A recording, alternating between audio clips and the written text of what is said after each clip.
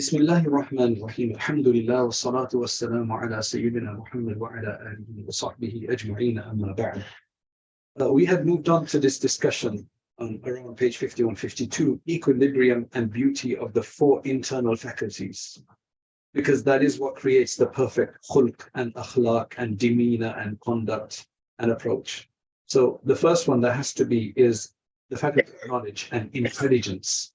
That needs to be on point, otherwise there's going to be misunderstandings, there's going to be exaggerations, and there's going to be corruption coming from there. Now we discuss the faculty of wrath and the faculty of desire. So this is usually they refer to as quwwa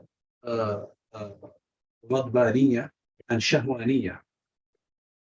So equilibrium in these two faculties is that both operate along the lines of wisdom and sharia, which means that they need to be tempered and governed and controlled in the mold of the sharia. Otherwise, it's very easy for desire to go beyond sharia and indulgent ensue from that.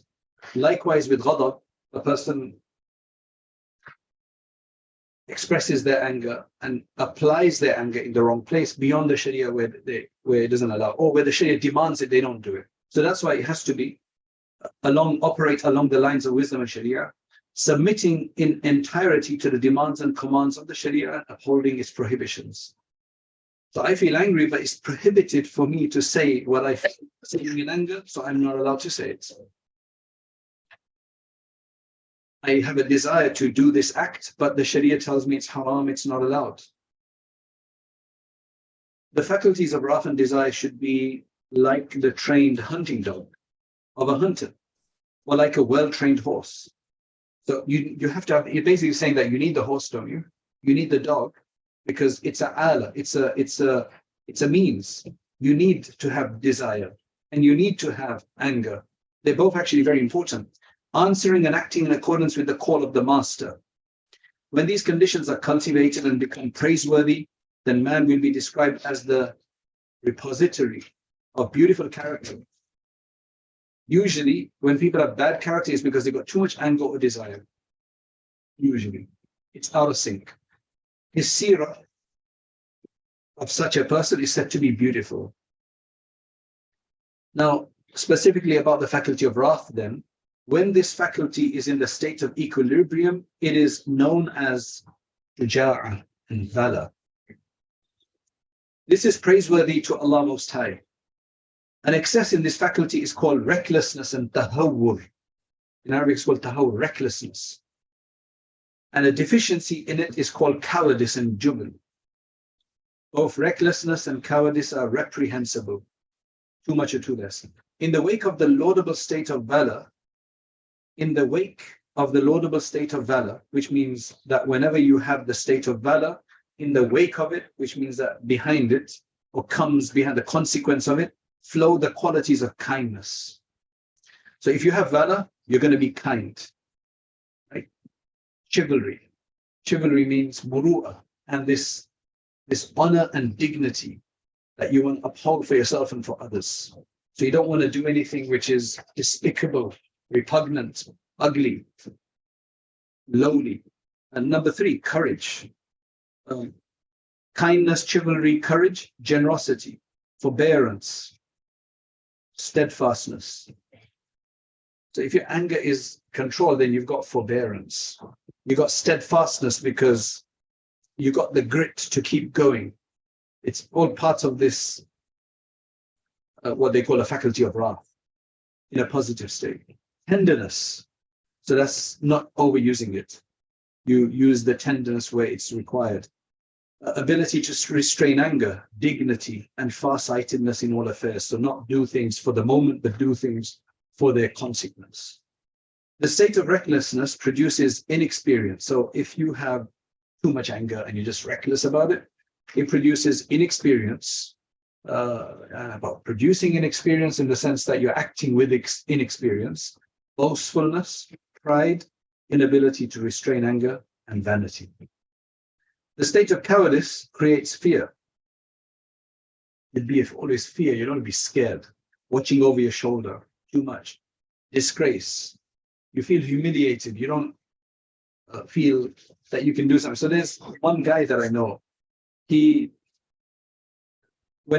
got a very, very, very, very humble demeanor, but humility to such a degree that it almost seems like meanness. It almost seems like lowliness. He just started work, and he said that there's another guy there who disrespects him. So initially he didn't say anything because he thought that the guy was a bit gangster type. Now look at the way people deal with these issues. So he spoke to another colleague who is very, very, very religious and so on, thinking that if I speak to him, he might put in a word, and if it comes indirectly, is better than me being confrontational. Now look at this misuse of this. This guy said, no, this second guy who's very religious that he started speaking to, he said, no, don't speak about him, otherwise you're going to lose all of your deeds, because that's riba. Totally incorrect. When you're doing shikaya and complaint and going to somebody to assist, that's actually valid riba. That's actually permissible riba. When you're going to complain, when you're asking for assistance, when you're asking for help, then to reveal just enough, that's permissible riba. But this guy doesn't know that. He's taken it black and white. This is what happens. So he didn't help him. So now he says that on one occasion, what happened is that as he's doing some work, the other guy flicked a pen at him. Now, this time when he did that, he couldn't control himself. So he turned around and he said what he had to say. And now that guy is keeping his. So I said, look, your problem is that it's okay to act all humble and with a big smile on your face always. And because he literally, when you see him, you can tell that this guy's humble. He's just one of those guys. But then what that does is it causes people to walk over you, because you don't have, you just sound too agreeable, overly agreeable. And you don't seem like you can stand for yourself, and you allow people, you have that cheesy smile on your face sometimes that just makes people think that you don't know anything, or that you don't care for anything, or that you can be literally used. So I said, it's okay if you do that in front of your teachers, but don't do that all the place. You need to stand up for yourself. So the state of cowardice creates, and now on the other hand, if you've got too less of it, the state of cowardice creates fear, disgrace, contempt, and an inferiority complex. All these lowly qualities find external manifestations. I remember in madrasa, in Darul, there was this particular, he was a tall guy, big guy, tall guy. But it just, usually tall guys and big guys, they tend to be not weaklings, at least, because they've got, but this guy, people used to make fun of him, they used to mock him, they used to insult him and abuse him essentially. He became sick. So he left the madrasa for a while to recuperate. He came back after a few months, a changed person. He now would not take slack from anyone. He had developed some confidence. Literally, you could tell that he had developed confidence. He developed confidence, and now people, respect came. So sometimes respect has to be earned, and you can't have too less of this raw faculty. That's a short. We will clearly understand too much of it, where you go and you kill somebody and you beat somebody up and you're arrogant and you don't listen to somebody. That's all understood. But too less of it, this is one of them. It creates this reviled status. I also remember on one occasion, there was somebody who used to... Assalamu alaikum wa rahmatullahi wa barakatuh, brothers and sisters. MashaAllah, it's very, very cold today and I'm rubbing my hands. But very important message. Would you like a place in paradise, in Jannah, a place with bricks of gold and silver, mortar of fragrant musk, pebbles of pearls and sapphire, soils of saffron? You may have not heard me talk like this before, but mashallah, gardens outside the palaces will have streams flowing beneath them. The streams of Jannah will be crystal clear water. And then after that, you're going to have others with milk and of honey and rivers, mashallah.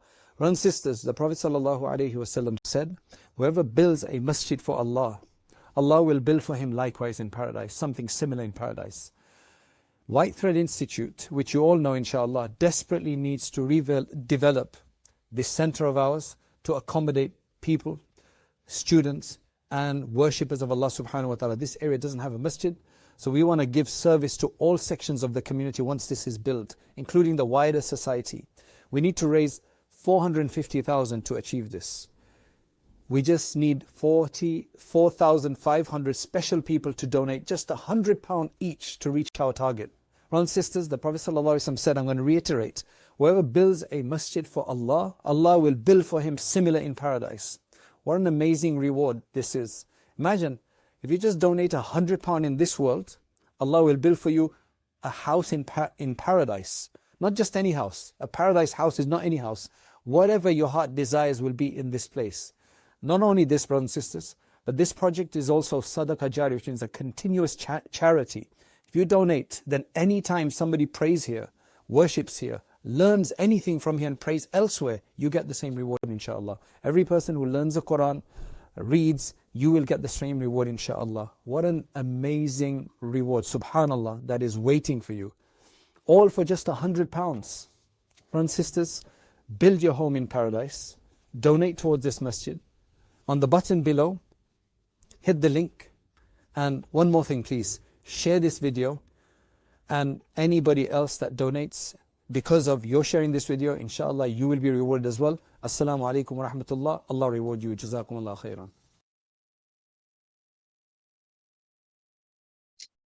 He used to say things to an older student. He used to say certain things to me. He was shorter than me, but he was older than me. He used to say certain things to me. Right? And on one occasion he said it, not frequently, it was just once he said it, then he said it another time, and then I think I just said something back like, what do you think you're... Since that day, it all stopped.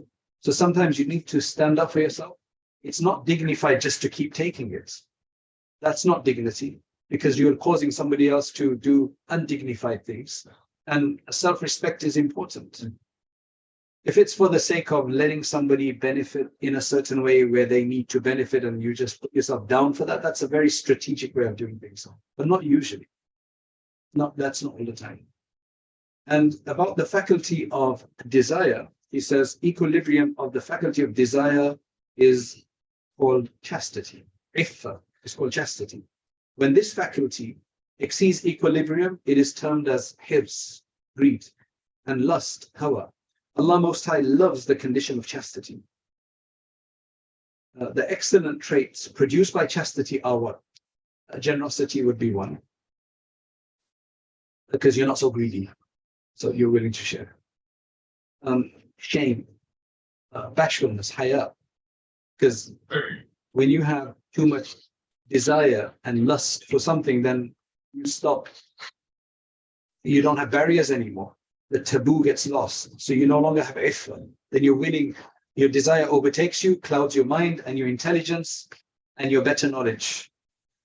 Patience, it gives you patience, contentment, and taqwa. Because with too much shahwa, you can't have taqwa.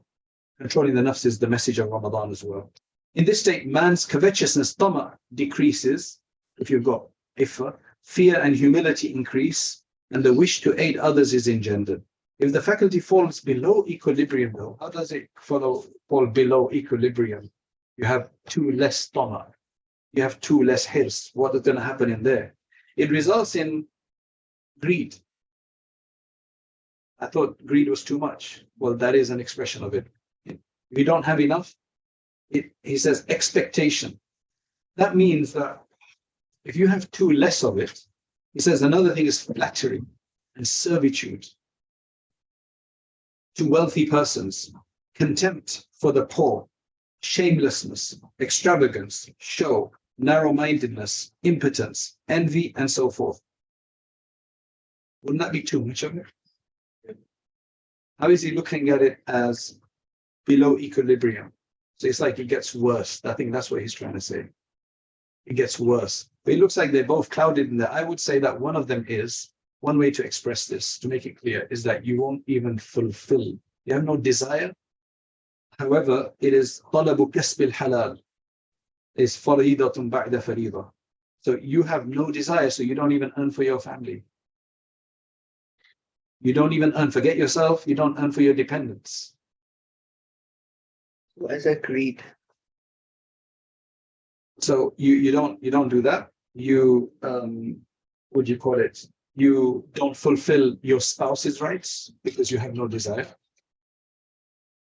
There's many questions like that that come about. It doesn't fulfill my rights. It doesn't give me satisfaction. Doesn't fulfill my rights. That would definitely be a very clear example of two less. So it looks like in the book, they're looking at it from the other perspective that two less should be too much. Greed and all of these things should be too much. If you have greed, expectation from that, that's greed, that's too much of it. If you have the equilibrium in that regard, you won't flatter anybody, you won't have expectations, you won't be servile to wealthy persons, and so on. So I'm not sure why he's saying it that way, in that sense. But I've given you examples of when you have too less of it, that you won't even fulfill the rights of others, and you will be, you won't do much. Similar with too less anger, you will be abused, your family will be abused, the Prophet ﷺ will be abused, your religion will be abused, but you just don't do anything. You can't do anything. You don't even feel like doing anything. So may Allah subhanahu wa ta'ala protect us from this. And if you look at the Sahaba, this is how they've, the Sahaba fell at different levels and they all tried to get equilibrium. Another thing he says, contempt for the poor, shamelessness, extravagance, show, narrow-mindedness, impotence, envy, and so forth. It looks like he's mixing the two together. And Allah knows best. And then he finally ends with the faculty of justice, which I told you is not everybody is agreed with this fourth faculty. They've just made it as part of the first one, the ilm one. But that equilibrium of the faculty of justice actually is like this extrinsic control of all of them. Is to hold the reins of the faculty of wrath, faculty of desire, and to ensure that they conform to the religion in intelligence. Because intelligence is like the king, and the justice is like the vizier. It has to comply with the orders of the king. So you can just say it's kind of the overarching controller of both of those things. That's why I wouldn't really put it as a fourth one. It would just be, you can say, the controller of number 2 and 3. May Allah subhanahu wa ta'ala grant us equilibrium. No, it's just greed. How does... the greed, I don't know how he's put it into lower than equilibrium. It seems to be an over equilibrium. Like you've got too much desire, which means greed, right? You want too much, that's greed. So I'm not sure how he's taking it. Okay, Jazakallah khair. That's our session ended. Jazakallah, Allah Ta'ala reward you and bless you. With the Rayan Courses subscription, you'll gain immediate access to over 250 hours of exclusive video lessons taught by experienced scholars. Sign up now at rayancourses.com to continue your journey. Your next lesson is waiting.